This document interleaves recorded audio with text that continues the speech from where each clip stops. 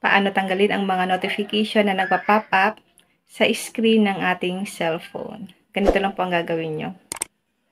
Marami rin bang notification na nagpa-pop up sa inyong screen ng inyong phone? Katulad nito guys.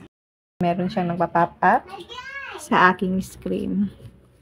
Ito lang po ang gagawin nyo guys para ma-turn off natin ito or para matanggal natin guys ang mga lumalabas na notification sa ating phone. Punta lang tayo sa ating phone settings, scroll up, click apps.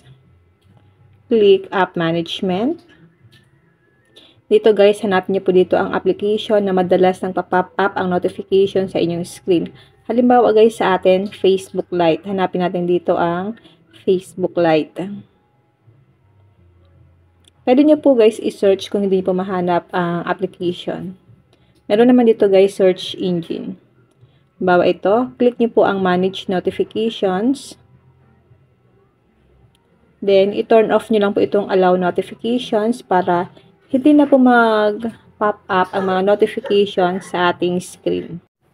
Ganun lang po kadali mag-turn off ng mga notification na madalas mag-pop up sa ating phone. Kung may natutunan ka sa aking video, huwag mong kalimutan na i-follow ako para ma-update ka sa mga susunod kong video.